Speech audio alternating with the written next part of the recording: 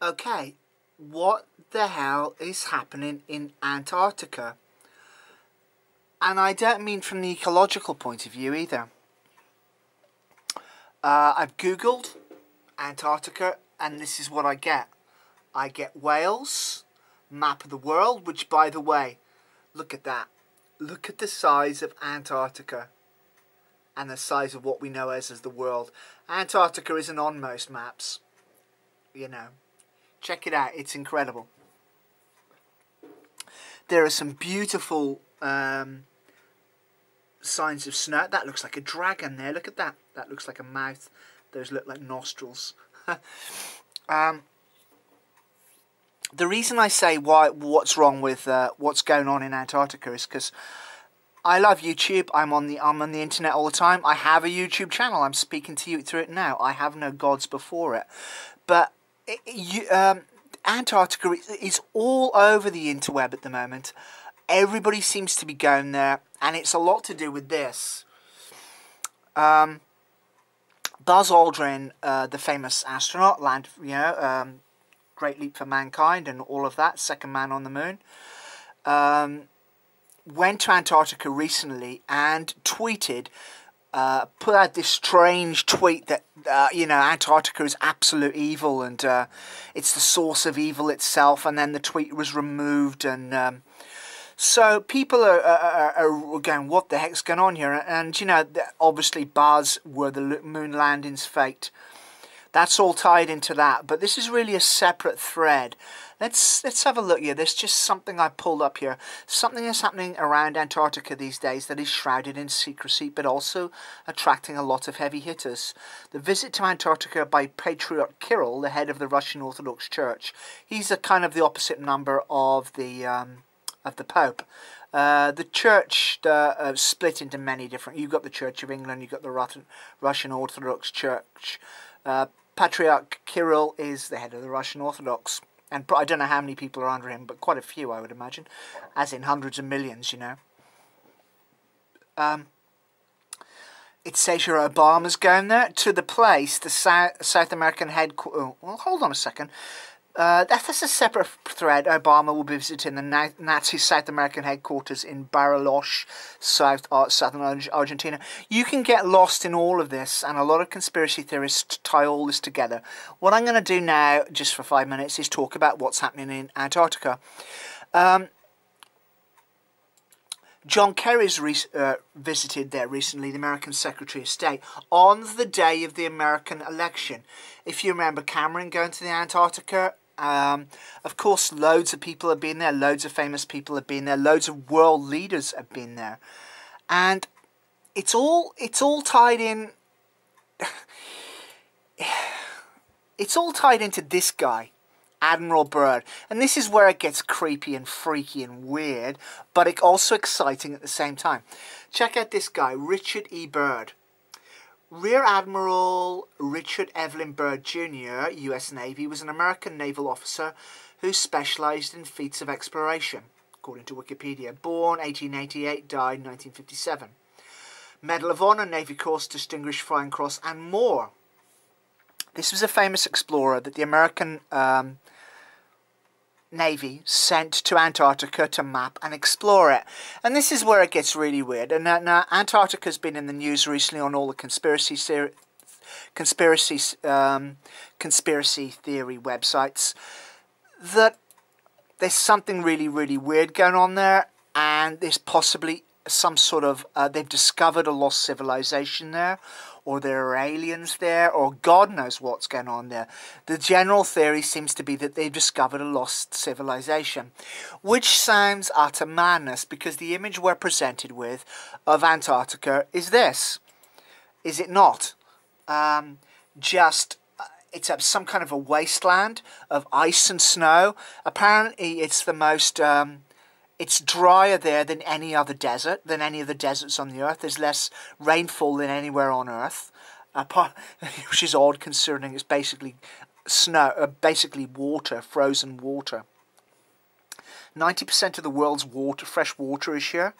If it melts, which they're talking about with global warming, the sea levels could rise up to 70 meters.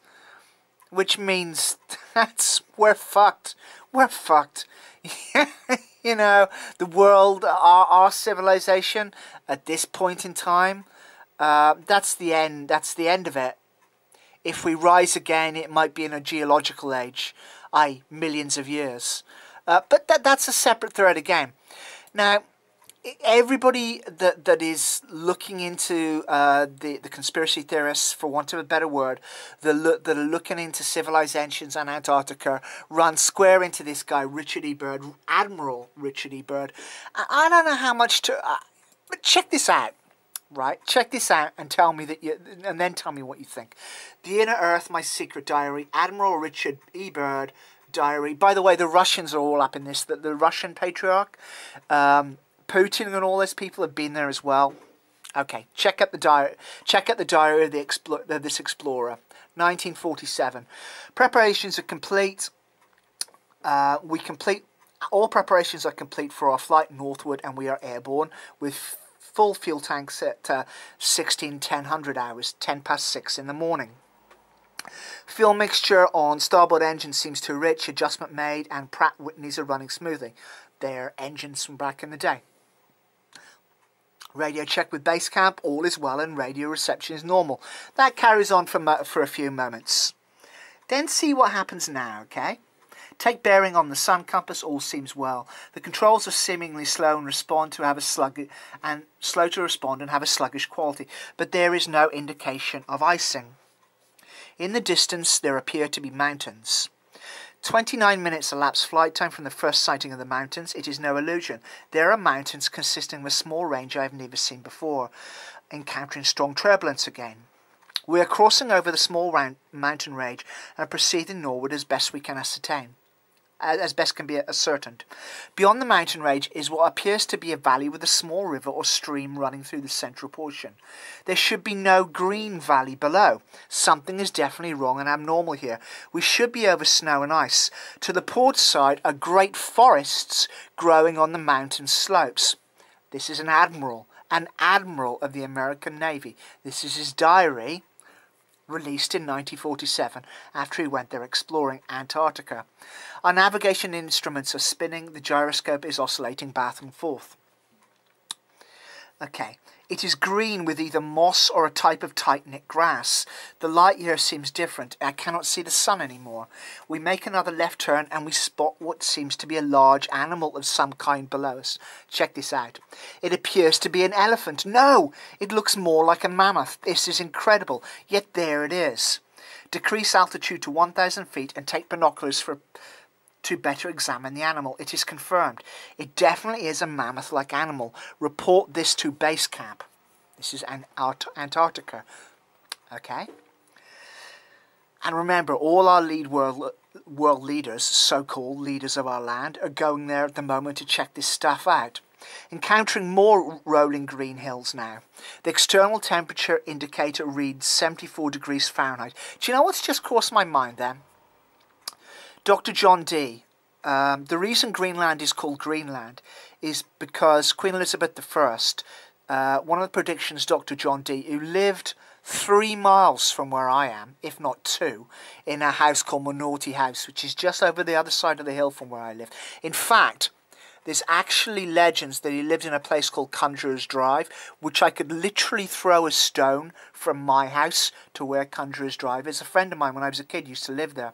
Anyway, Dr. John Dee, the famous occultist, invented Enochion along with the other fellow, Edward Kelly. Anyway, the reason Greenland is called Greenland is because he discovered Greenland by occult means and for Queen Elizabeth I and said that it would be her new empire. That's why it's called Greenland. Anyway, I digress. This is the guy. Look, it appears to be an elephant. No, it looks more like a mammoth. Okay. Decrease altitude to 1,000 feet and take binoculars to better examine the animal. It is confirmed. It definitely is a mammoth-like animal. Report this to base camp. Encountering more rolling green hills now.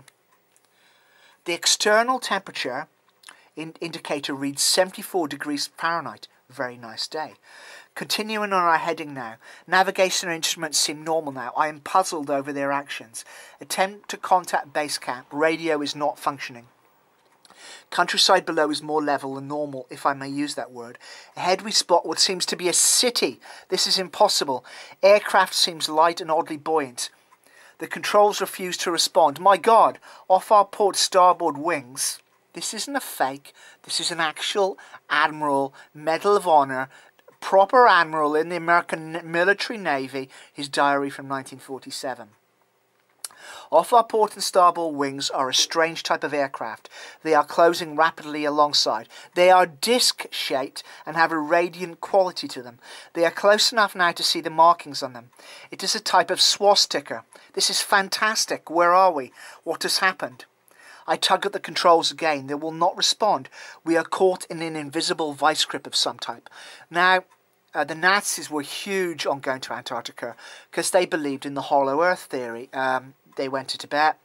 Tibetans, probably been wise, thought if we, let's get these guys into the mysteries of the world, it might calm down their lunacy a little as far as violence goes. And they spent a lot of effort, the Nazis, into exploring the world's mysteries and looking for the Spear of Destiny and exploring Antarctica.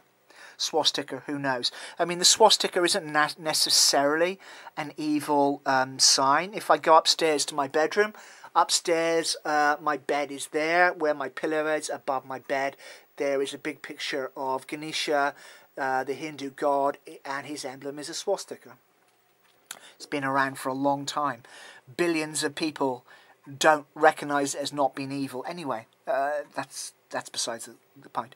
This is fantastic. Where are we? What has happened? I tug at the controls again. They will not respond. We are caught in an invisible vice grip of some type. It reminds me of that film. You've all heard of Shambhala. Let's get a picture back here of Antarctica. We've all heard of Shambhala, the mystical land talked of by the Tibetans.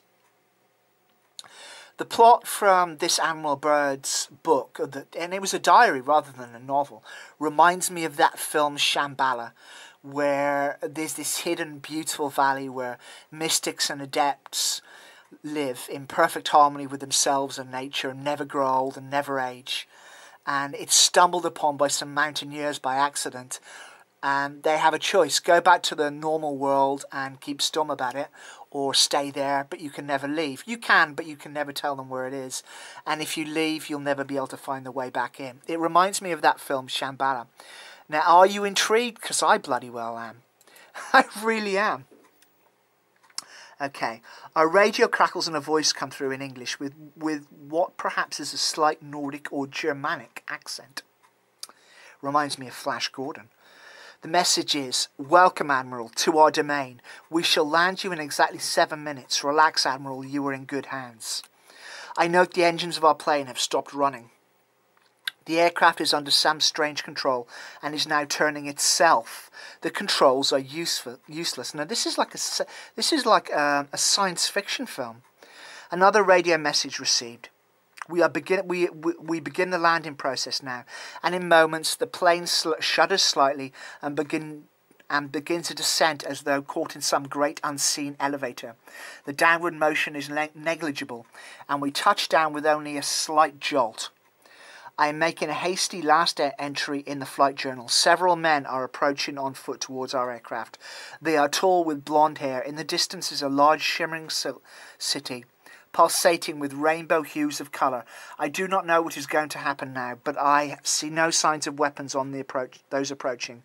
I hear now a voice ordering me by name to open the cargo door. I comply. End of log. From this point, I write all the following events here from memory. Okay. What I'm going to do, I'm going to make this a two-parter. I'm going to add Admiral Byrd's log there, and I shall see you in part 2 of this mystery. Please join me, Willy Heads. I don't know about you, but I am utterly